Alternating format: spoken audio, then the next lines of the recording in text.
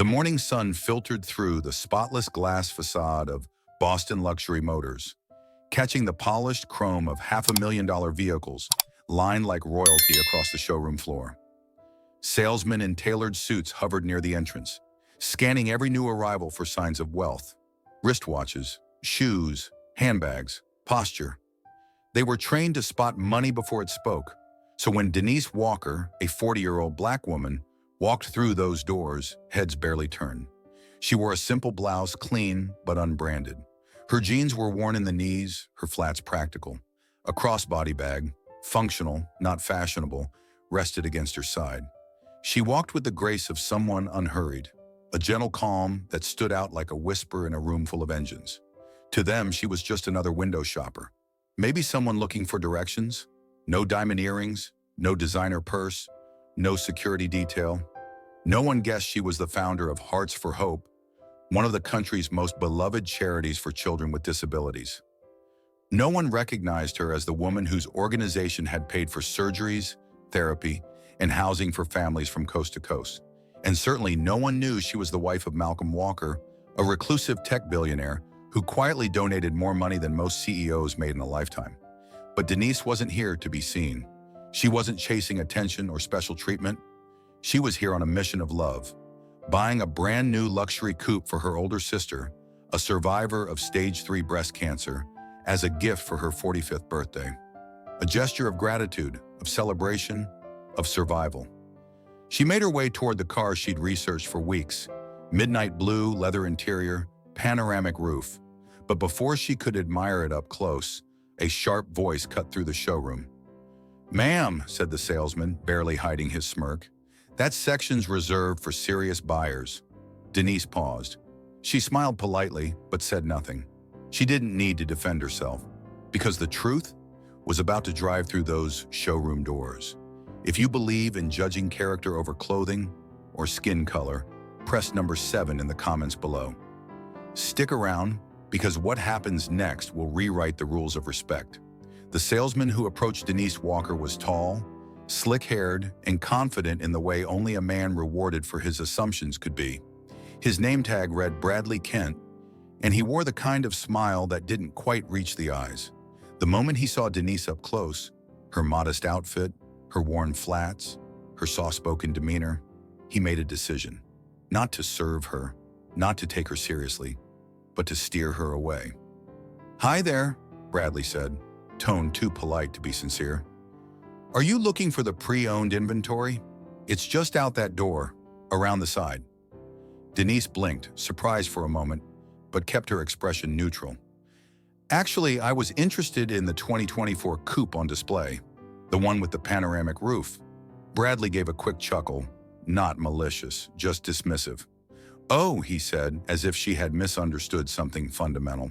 "That vehicle starts at over $150,000. But if you're looking for something similar, we've got some great models in our certified pre-owned section. Much more budget-friendly." Denise nodded slowly, her eyes briefly scanning the rows of glossy vehicles. "Thank you, but I'm fine where I am." Bradley hesitated.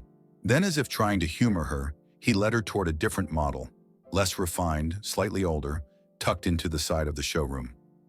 "This one's a popular choice for first-time buyers," he said, standing a little too tall. "Fuel-efficient, reliable, and easy to get approved for financing." Behind him, 2 other salesmen stood watching. One nudged the other with a grin, clearly entertained. Their laughter was quiet, but not quiet enough. One whispered something that sounded like "window shopper" and turned away.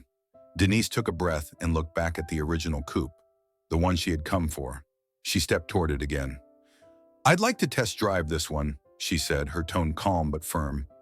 Bradley exhaled, a sigh wrapped in condescension. "Ma'am, it's policy to secure a credit pre-approval before we allow test drives of our high-performance models, especially specialty builds like this one." He didn't say it outright, but everything in his posture, tone, and glance screamed it. "You don't belong here." Denise's hands were still. Her voice didn't rise, but something in her eyes sharpened. Just a little. "I understand," she said. Then she reached into her crossbody bag, pulled out a slim black card, and handed it to him without a word. Bradley took it, looked down, and froze. An elite banking card, metal, not plastic, unlimited tier. He looked back up, unsure what to say, but Denise had already turned away. Not angrily, not loudly, just finished. Because when the world expects you to prove yourself at every step, sometimes the most powerful thing you can do is walk away and let the truth catch up later. And in Bradley's case, it was already too late. The next morning, the staff at Boston Luxury Motors went about their routines with the usual confidence. Espresso cups clinked, suit jackets were straightened, and Bradley Kent leaned against the service counter, boasting to a co-worker about a strange walk-in from the day before. He laughed, recalling how he had steered her gently to the used lot. No one corrected him, but at precisely 10:03 a.m., the glass doors whooshed open again. This time, no one missed it. Because what rolled into the dealership's circular driveway wasn't a used Toyota or an Uber drop-off. It was a 2023 Rolls Royce Phantom, obsidian black, with a silver spirit of ecstasy gleaming at the front. The vehicle glided into view like royalty arriving at a coronation. The showroom fell into a hush. The driver's side door opened slowly, and out stepped Malcolm Walker. Tailored charcoal suit, classic timepiece. Composed yet unreadable. A presence that filled the room before he even crossed the threshold. He didn't say a word as he walked through the dealership's entrance. He didn't need to. Employees scrambled to stand taller. Bradley straightened his tie, squinting to get a better look. "Good morning, sir. Welcome to..." Malcolm held up a single finger, not to be rude, but to silence. "I'm not here to browse," he said calmly. "I'm here because yesterday, someone disrespected my wife." A ripple went through the room. Jaws tightened. Eyes darted. Malcolm's voice was quiet, but each word landed like a hammer on marble. She walked in alone, was judged by her clothes, dismissed because of her skin, and insulted for her dignity. Bradley's face paled. Malcolm continued, stepping further into the center of the showroom. "Her name is Denise Walker, founder of Hearts for Hope, the same woman who has helped thousands of families across this country, including one of yours." Murmurs stirred. A few employees froze as they put the pieces together. Bradley swallowed. "Mr. Walker, I had no idea." "That's the point," Malcolm interrupted. "You weren't supposed to need an idea. You were supposed to offer respect." From behind him, the showroom doors opened again. Denise stepped inside, composed as ever, in a flowing navy dress and low heels. She said nothing. She didn't have to. Malcolm gestured toward her. "This woman is the reason I came back. Not to make a scene, not to exact revenge, but to teach a lesson." He turned toward the manager's office. "I'd like to speak with Mr. Benson, the owner." A few moments later, Gerald Benson emerged, trying to appear in control. Malcolm greeted him with a calm handshake and explained, without raising his voice, what had transpired the day before. Gerald nodded, uncomfortable, aware of the audience now growing inside the dealership. "I had planned to purchase 7 vehicles today for our foundation's outreach team," Malcolm said, handing him a folder. "Each one fully paid, top trim.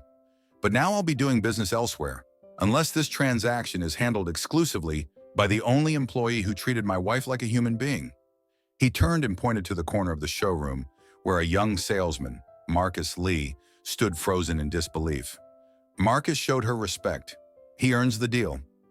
The weight of the moment settled on every square inch of the glossy showroom floor. Gerald Benson nodded firmly, his voice hushed. "Understood." Malcolm looked once more at Bradley, who stood speechless, sweat forming at his brow. But Denise didn't scowl. She didn't gloat. She gave him only a nod, graceful, strong, and final. They hadn't come back for revenge. They came back to reset the standard. Because sometimes the most powerful statement isn't what you say. It's who you choose to walk beside when the world is watching. By noon, the showroom was unusually full. Clients sipped espresso, idly browsing luxury SUVs and convertibles, unaware that they were about to witness something unforgettable. The tension was unspoken but thick in the air. A few employees whispered behind counters, casting quick glances at the couple standing near the center of the floor. Malcolm Walker and Denise, poised, silent, waited without impatience. The calm before a storm not of rage but of truth. The owner, Gerald Benson, had been briefed. He moved swiftly to accommodate Malcolm's request, a brief gathering of the staff. But when Malcolm subtly suggested, "Let your customers stay, it'll be a teachable moment," Gerald obliged, if nervously. After all, Malcolm wasn't threatening. He wasn't yelling. That made it worse, more serious, more real. A bell tone rang through the speakers. "All employees, please meet in the showroom for a brief company update." One by one, salespeople filed in, unsure what to expect. And then, without fanfare, Malcolm stepped forward. "My name is Malcolm Walker," he said. "No boast, just fact. Yesterday, my wife came here alone. She wasn't in designer clothing. She didn't wear a Rolex. But she came with every intention of buying the vehicle on that display floor. She wasn't asking for favors. Just fairness." He paused, scanning the room. His eyes landed on Bradley Kent, who stiffened under the weight of the gaze. She was dismissed, not because she couldn't afford the car, but because someone decided she didn't look the part. The room was dead silent now. Every engine idle, every conversation stilled. "And in case there's doubt," Malcolm continued, reaching into his pocket, "here's your own showroom footage." He handed a tablet to Gerald, who tapped play. On the screen, Bradley arrogantly directing Denise away, barely concealing his disdain. Other staff smirking in the background. The audio played clearly for all to hear. "You're probably better off checking out our used selection," Bradley's voice echoed. "That's where we keep the more affordable options." A few customers gasped. A man near the entrance set down his coffee and shook his head. One woman whispered, "Unbelievable." Bradley's face drained of color. His jaw twitched. His arms crossed defensively, but no words came. There was nothing to say. Malcolm looked at Marcus Lee, the young employee who'd been the only one to treat Denise with basic human decency. "Marcus," Malcolm said, "was the only person here who saw my wife as a person, not a profile." Marcus blinked, stunned. He hadn't expected to be acknowledged, much less lifted up. But the others in the room, they were learning something far more uncomfortable. "You see," Malcolm said, softening only slightly, "this isn't just about selling cars. It's about character. Because if you treat a stranger like this, imagine how many others you've lost, silently, without a second chance." Gerald cleared his throat, stepping forward, his face pale. "Mr. Walker, I assure you, this is not how we conduct business." "It is," Malcolm interrupted gently, "but not for much longer." And with that, he turned to Denise, who had remained silent through it all, graceful, composed, and powerful in her restraint. "Denise is more than my wife," he added. "She's the founder of Hearts for Hope, an organization that has touched lives across the country. She builds futures while some here judged her unworthy of even a test drive." No one clapped. No one moved. The moment didn't need applause, because sometimes the loudest reckoning happens in complete silence. And for Bradley Kent, standing exposed in the middle of his own showroom, there was truly nowhere to hide. The silence that followed Malcolm Walker's words was like gravity, heavy, inescapable, pressing down on every corner of the showroom. Employees looked to one another for guidance, but none came. Customers stood frozen, some with furrowed brows, others with lips slightly parted, as if trying to process what they just witnessed. And then Denise stepped forward. Not with anger, not with pride, but with an unshakable poise that silenced even the quietest murmurs in the room. She turned to face Bradley Kent, whose face now wore a blend of shame, disbelief, and the cold realization that this moment, this woman, was nothing like he'd assumed. "You said something yesterday," she said softly but clearly. "You told me this area was for serious buyers only, that I might find something more in my range out back." She paused, let the words hang. "Tell me, Bradley, if someone walked in wearing a suit and tie, would you have questioned their ability to afford a car? Or would you have seen value because it looked familiar to you?" Bradley opened his mouth, but no sound came. Denise turned to the gathered crowd, her voice calm and unwavering.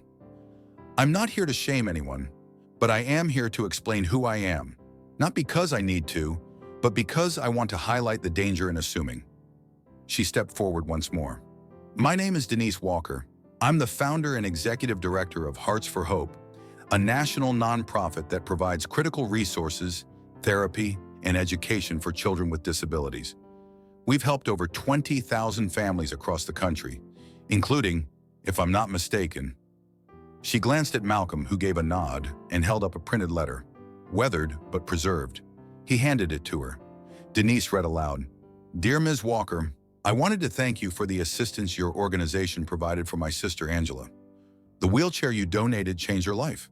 I don't know how we would have afforded it otherwise. Sincerely, Bradley Kent. A stunned hush rippled through the room. Bradley staggered back a step. His lips parted slightly. His eyes locked on the paper in her hand. And for the first time since she'd walked in, he was speechless. I saved your letter, Denise said quietly. I saved most of them, because they remind me why I do what I do. She looked him in the eye, not with spite, but with something that made him shift uncomfortably. Mercy. You wrote to us when you needed help, and we didn't judge you. We didn't care what you looked like or what car you drove. We helped because that's what people are supposed to do. Malcolm placed a hand gently on her shoulder. We didn't come here today for revenge, he said. We came here to see how this company treats people when they believe no one's watching. He gestured again to Marcus Lee, standing silently near the front counter. He treated Denise with dignity, not because he knew who she was, but because it was the right thing to do. Gerald Benson, still pale, stepped forward and extended a hand to Denise. Mrs. Walker, we owe you an apology, and so much more. Denise shook his hand, then turned once more to face the room. If this experience teaches us anything, she said, let it be that value is never found in clothing, status, or skin color. It's found in character. She walked slowly toward the exit, Malcolm beside her. And with every step, Bradley Kent was left standing in a truth far more expensive than any car he'd ever sold. If you believe in judging people by character, not clothing, comment 7 below. If you think this dealership still deserves forgiveness, comment 0. Your voice matters. Stay tuned for what happens next. The energy in the showroom had shifted. The embarrassment had passed. The anger had cooled. But what remained was something heavier, reflection. Bradley Kent stood under the fluorescent lights, stripped of his practiced charm, his sales tactics, and his confidence. In their place were silence, sweat, and the unmistakable sting of regret. He looked at Denise Walker, the woman he had so effortlessly dismissed just a day ago. She stood not as a figure of vengeance, but of clarity. In another world, she could have demanded his job. With the stroke of a pen, she could have canceled every pending contract, issued a press release, and crushed the dealership's reputation with one interview. But she hadn't. She'd done something far more disarming. She had told the truth. And now, as Malcolm Walker reviewed the dealership's paperwork, murmuring with owner Gerald Benson, Bradley stepped forward, unsteady, unsure, uninvited. Mrs. Walker, he began, voice cracking, I'm sorry, I know that may not mean much right now, but I am. Denise turned to him, her eyes steady. What are you sorry for, Mr. Kent? He faltered. For judging you, for treating you like you didn't belong here, for forgetting that people deserve respect, whether they walk in with a briefcase or a backpack. A long pause filled the air. I wasn't raised to treat people like that, he added, quieter now. I don't know when I stopped seeing people and started seeing profiles. Malcolm folded the papers and handed them back to Gerald without a word. Then he looked at Bradley. Words are easy, he said. Correction takes effort. We're not interested in punishing you, but we are interested in seeing who you become after today. Denise nodded. Which is why we'd like to offer you something. Bradley blinked. Offer me? You wrote to our foundation once, she said. You know the impact it made. So now you'll spend the next 8 weekends volunteering with Hearts for Hope. No cameras, no press. Just you, the kids, and the truth. Bradley looked down, his jaw tight. This wasn't punishment, it was exposure. A mirror. He nodded. Yes, I'll do it. Good, Malcolm said simply. Because redemption isn't given, it's earned. This is your first step. The deal for the company fleet cars would move forward, with Marcus Lee handling all details. Bradley would stay for now, but under new expectations and with a new perspective.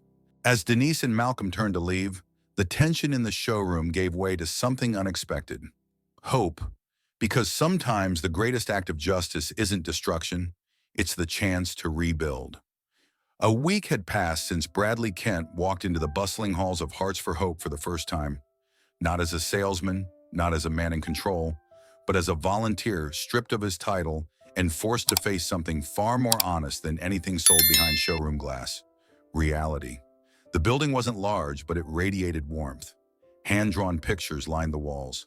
Laughter mixed with the rhythmic clatter of wheelchairs and prosthetic limbs on tile. At first, Bradley had tried to keep his distance, awkwardly filling juice cups and organizing art supplies. He kept his head down, told himself he was just here to serve time, to meet a requirement, an image repair campaign, even if unspoken. But on the third visit, something cracked. It started when Jalen, a 6-year-old boy with cerebral palsy and a smile that could light up a stadium, rolled up to him holding a glitter-covered birthday card. "Can you help me write this?" Jalen asked, his words slightly slurred but unmistakably clear. Bradley knelt beside him. "Sure. Who's it for?" "My mama," Jalen beamed. "She says I'm her miracle, but I think she's mine." The words hit harder than expected. Bradley stared at the crayon in his hand, unable to form a response. That moment stuck with him for the rest of the day and into the next. By the 5th weekend, he found himself staying late, cleaning floors without being asked, pushing a wheelchair down the hallway with practiced ease. One evening, as the kids were being picked up, he lingered in the back room alone. His eyes fell on the wall of photos: smiling children, volunteers, family members. And then he saw it. A photo of his own sister, Angela Kent, age 12, braces on both legs, beaming in her wheelchair, taken over a decade ago, back when the family couldn't afford proper therapy. When Bradley, barely out of college, had sent a desperate email to Hearts for Hope asking for help, his knees buckled. He sat on the bench, buried his face in his hands and let it all go. The sales scripts, the bravado, the arrogance, none of it had room here. For the first time in years, Bradley wasn't performing.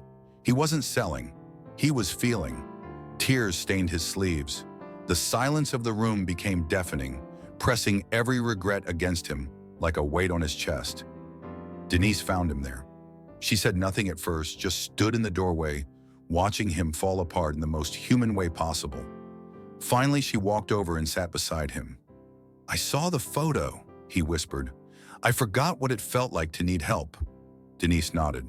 "And now?" He looked up, red-eyed. "Now I remember." She offered a small smile, not triumphant, not pitying, just real. "Then this is where change begins," she said. "Not with an apology, not with an image, but with truth." Bradley didn't respond. He didn't have to. The look in his eyes said more than words ever could. Because brokenness, when faced with humility, isn't weakness. It's the beginning of something honest. And in that moment, Bradley Kent wasn't a disgraced salesman. He was just a man, finally learning how to see. Something was changing in Bradley Kent, and everyone at Hearts for Hope could feel it, even though no one said a word. He no longer walked in with the stiffness of a man doing community service. He didn't check his watch every 10 minutes or keep to himself near the back wall. Now he arrived early, set up chairs, smiled genuinely. He learned the kids' names, knew who liked their juice with no ice, remembered that little Ava was allergic to strawberries and that Jalen always wanted to finish his drawings in blue, not red. But perhaps the most telling sign wasn't in what he did, but in what he didn't do anymore. He didn't speak about sales numbers. He didn't brag about closing techniques or high-value clients. The words commission and target were absent from his vocabulary. And instead of using his voice to pitch, he used it to listen. To the shy boy who took 15 minutes to finish a sentence. To the teenage girl who hadn't spoken since her accident, but finally whispered thank you after he handed her a paintbrush. It was a slow process, this undoing of self-importance. Like dust shaken from a coat you didn't realize you'd been wearing. The moment it truly crystallized came on a rainy afternoon. Most volunteers had gone home early. The center was quieter than usual. Bradley stood near the entrance, watching a father try to lift his daughter from her wheelchair into the back seat of their car. The child was 12, her limbs rigid and uncooperative from severe muscular dystrophy. The man was struggling, his back arching, hands trembling. Without hesitation, Bradley rushed out, holding an umbrella in one hand and steadying the girl's legs with the other. No one asked. No one watched. And that was the point. When the girl was safely buckled in, her father turned to Bradley, soaked and breathless. "Thank you." Bradley just nodded. "No need." Inside, Denise Walker had watched it all through the window, quietly from the side. She didn't interrupt. She didn't praise him. She simply smiled to herself and returned to sorting supply boxes. She knew what that moment meant. Later that day, as he was wiping down art tables, Bradley found something on the supply counter. A folded note, written in crayon on construction paper. No name, no signature, just one sentence in messy, childlike handwriting. "I like Mr. Bradley. He makes me feel like I matter." He stared at it for a long time, the words simple yet profound. It wasn't a news headline. It wasn't a 5-star review. It was better. That night, Bradley didn't sleep. He lay in bed replaying the faces of the children, the parents, the tiny gestures of resilience and kindness he had never noticed before.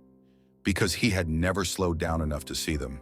He remembered how quick he used to be to judge, to look at someone's clothes, their voice, their posture, and draw conclusions. He thought about Denise, how she never raised her voice, never humiliated him, never demanded an apology. She had simply let the truth do the talking. That was what pierced the deepest. It wasn't public shaming that changed him. It was quiet awareness, the kind that whispers, "You were wrong," not with anger, but with grace. And for the first time in years, Bradley welcomed that whisper. Because real transformation doesn't always shout. Sometimes it sits beside you at a coloring table, hands you a glue stick, and smiles, waiting patiently for you to open your eyes. And now, finally, his were open. The evening of the Hearts for Hope annual gala arrived with a quiet kind of electricity. Guests filled the hall in elegant attire, their chatter mingling with the soft strains of a string quartet. Glittering lights draped from the ceiling like constellations. But the heart of the room was not in the chandeliers or the gowns. It was in the stories. Each table held a framed photo of a child whose life had been changed by the foundation. Laughter, resilience, hope. At the center of it all stood Denise Walker, graceful in a deep emerald dress, accepting hugs and heartfelt thanks from families and donors. Beside her, as always, was Malcolm, ever composed, observing rather than performing. And then, almost unnoticed at first, Bradley Kent stepped through the doors. Gone was the swagger, the designer label, the guarded pride.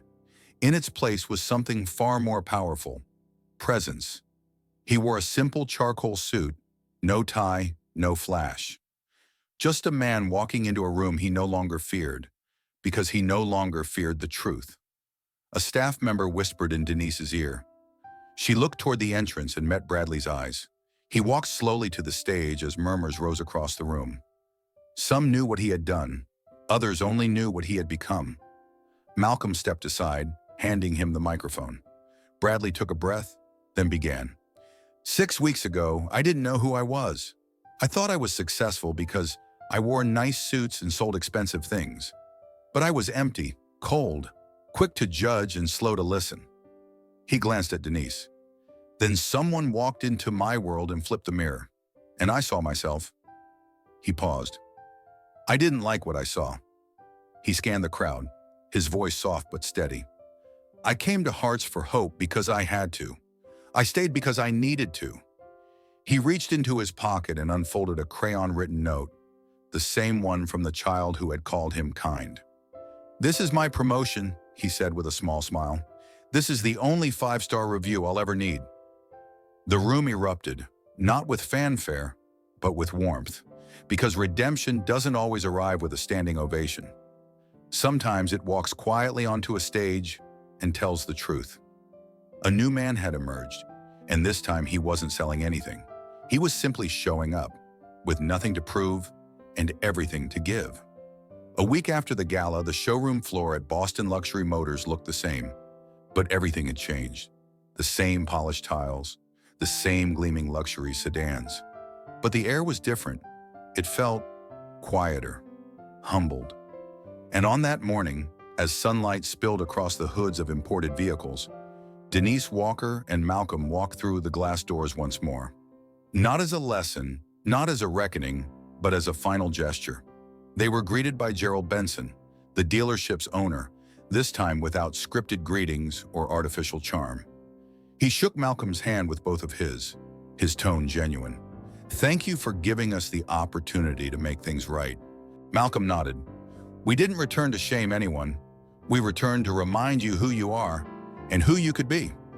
From behind the front counter, Marcus Lee stepped forward, young, nervous, but confident, holding a leather folder with completed paperwork inside. "All 7 vehicles," he said, "fully detailed, prepped, and ready for delivery to the Foundation's transport team. And thank you for trusting me." Malcolm smiled. "Number thank you for being a decent human being when it mattered most." Marcus glanced briefly toward the office where Bradley Kent now worked quietly.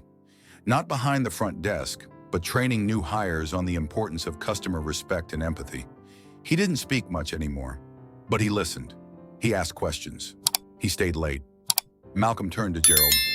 "I want Marcus to oversee any future fleet purchases," he said, "and I want a portion of those sales matched in donations to Hearts for Hope. Automatically, no negotiation." Gerald agreed without hesitation. Denise stepped forward and shook Marcus's hand. "This isn't just a business deal," she said. "It's a new standard." Marcus's eyes widened. "I won't forget that." As Denise and Malcolm exited, the dealership watched them go. Not as wealthy clients, not as people to impress, but as individuals who had reshaped an entire culture without raising their voices. And as the front doors closed behind them, a small sign was placed near the reception desk. It read, "We don't judge by appearance, we serve with dignity." The deal was done, but something far more valuable had been signed that day. A contract with character. The dealership eventually returned to its rhythm. Cars were sold, engines purred, and handshakes were exchanged. But for those who had been there that week, nothing felt quite the same. Bradley Kent no longer walked with bravado, but with intention. He still wore suits, but he listened more than he spoke. Some customers didn't know who he used to be, but the staff did, and that made all the difference. He had become a walking reminder that ego can be unlearned, that growth starts where excuses end. Marcus Lee was promoted 2 months later, not because he outsold anyone, but because he outrespected everyone. He led by example, mentored others, and insisted that every customer, no matter their outfit or bank account, be treated like they belonged. And as for Denise Walker, she quietly returned to her work. No press tour, no interviews. Just the same soft-spoken woman who had walked into a room full of judgment and walked out having changed it. She never once raised her voice, because true power doesn't announce itself. It doesn't demand recognition. It simply shows up with grace, with strength, and with the courage to let character speak louder than status. The story didn't end in headlines. It ended in habits, in the way people looked each other in the eye, in how assumptions were questioned, in how a luxury dealership became something greater than a showroom. It became a reflection of values. And tucked inside Denise's office at Hearts for Hope, resting in a frame between photos of smiling children, was a small, crayon-written note. "I like Mr. Bradley. He makes me feel like I matter."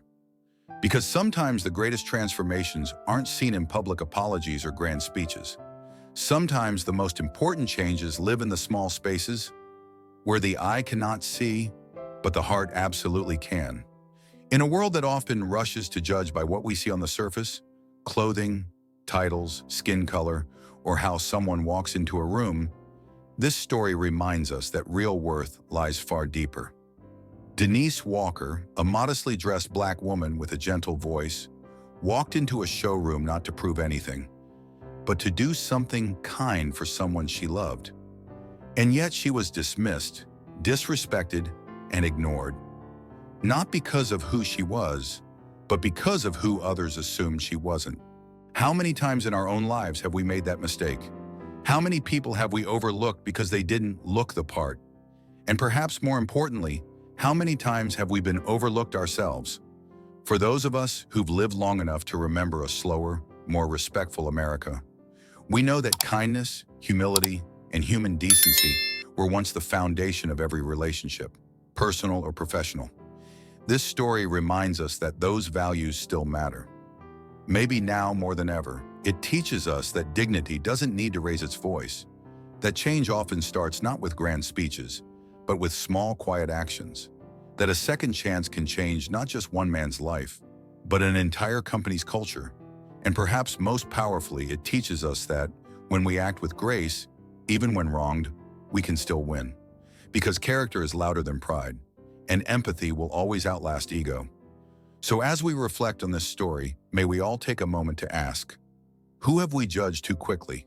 And just as importantly, who might be watching how we treat others? Because at the end of the day, what the eyes can't see, the heart never forgets. Press number 7 in the comments if this story touched your heart. Share it with someone who believes character still matters. And stay tuned. Our next story may be the one that reminds us all